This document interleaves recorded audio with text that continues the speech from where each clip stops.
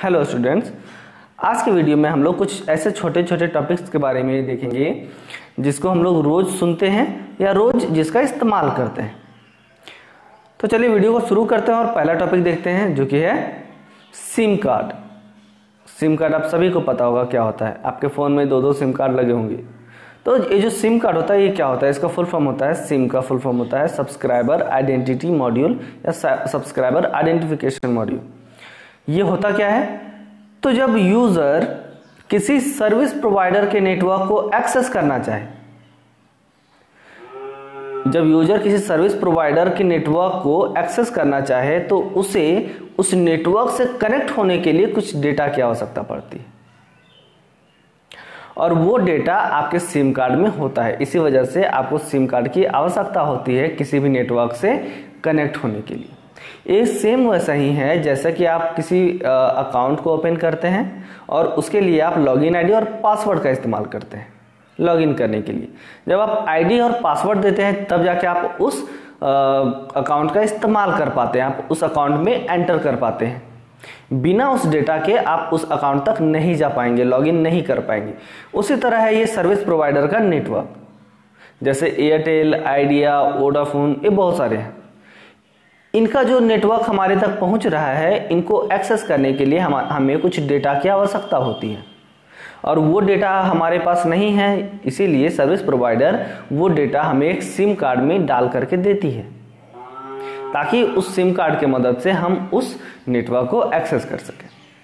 और SIM card का एक यूनिक नंबर होता है हर एक सिम कार्ड का, और उसी यूनिक नंबर की मदद से वो हमें पहचान पाता है और उसी यूनिक नंबर पे हमारा एक आइडेंटिफिकेशन, आइडेंटिटी प्रूफ उस तक पहुंचाना होता है। ये इसलिए पहुंचाना होता है ताकि हम कभी भविष्य में उससे कोई गलत काम नहीं कर सके, किसी लॉ को ब्रेक नहीं कर सके। अगर हम ऐसा करते हैं तो वो हम पे कार्रवाई कर सके उस प्रूफ से, जो प्रूफ हम लोग उसे लेते टाइम दिए हैं।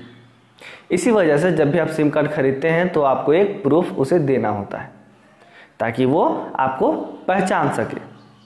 ये बिल्कुल वैसा ही है जैसे अगर आप अपने घर को रेंट पे लगाते हैं तो आप उस रेंटर से उसका एक आधार कार्ड या कोई ऐसा प्रूफ रख लेते हैं कि अगर वो आपका कोई सामान लेकर भाग जाए तो आप उस पे कंप्लेन कर सकते हैं, या अगर कोई कुछ वैसा काम करे या कुछ चोरी करके भाग जाए या किसी का मर्डर करके भाग जाए तो आप पुलिस को उसका प्रूफ दे सके।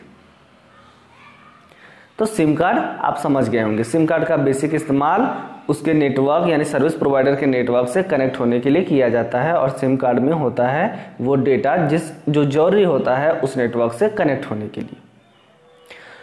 तो चलिए नेक्स्ट टॉपिक देखते हैं जो कि है SMS यानी शॉर्ट मैसेज सर्विस। इसके नाम से ही लग रहा है कि वैसा मैसेज जो शॉर्ट हो, यानी कि जो फिक्स्ड अमाउंट ऑफ टेक्स्ट भेज सके। टेक्स्ट के कहने का मतलब अल्फान्यूमेरिक यानी कि ABCD और 1 2 3 ये कुछ भी आप सेंड कर सकते हैं, लेकिन फिक्स्ड अमाउंट में।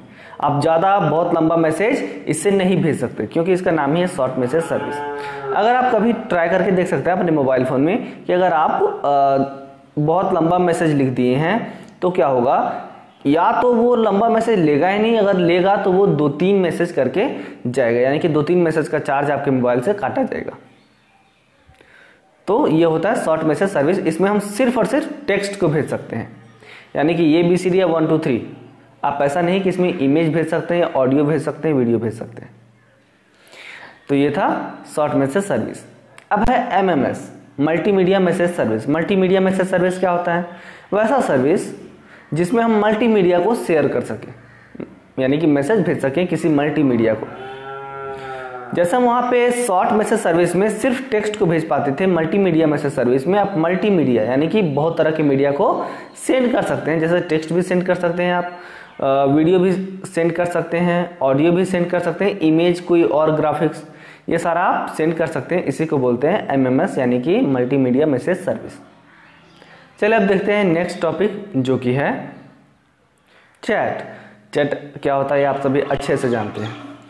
चैट क्या होता है कि आप जब रियल टाइम में किसी दूसरे इंसान से बातें कर रहे हो, लेकिन वो साउंड के थ्रू नहीं, टेक्स्ट के थ्रू, मैसेज के थ्रू, यानी जब आप कोई टेक्स्ट भेजे, उसने देखा, तुरंत रिप्लाई किया, फिर आपने देखा, आपने भी तुरंत रिप्लाई किया, तो वो कहलाता है चैट।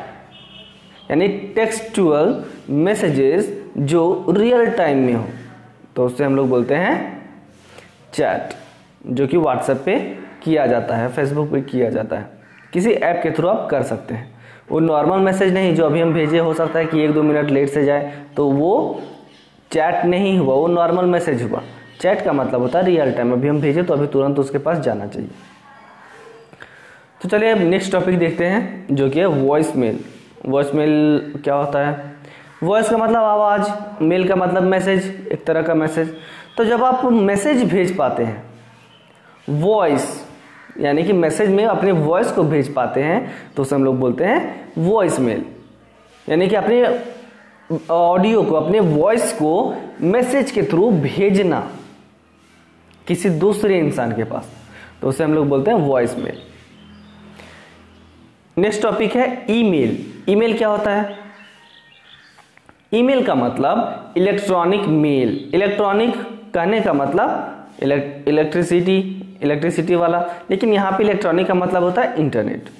यानी कि जब हम इंटरनेट के थ्रू किसी मैसेज को भेज पाते हैं, मैसेज या कोई टेक्स्ट हो सकता है, कोई वीडियो हो सकता है, या कोई अदर फाइल हो सकता है, या कोई अदर इंफॉर्मेशन, जब हम उसे भेज पाते हैं ओवर इंटरनेट, तो हम उसे कहते हैं ईमेल। यानी कि जब किसी चीज़ को इलेक्ट्रॉनिकली भेजा जाता है, तो उसे हम लोग बोलते हैं ईमेल। और ईमेल के लिए बहुत सारे एप्लीकेशन सॉफ्टवेयर हमारे पास मौजूद है, जैसे Gmail, Rediff mail, Yahoo mail, ये सारा ईमेल के एग्जाम्पल्स हैं।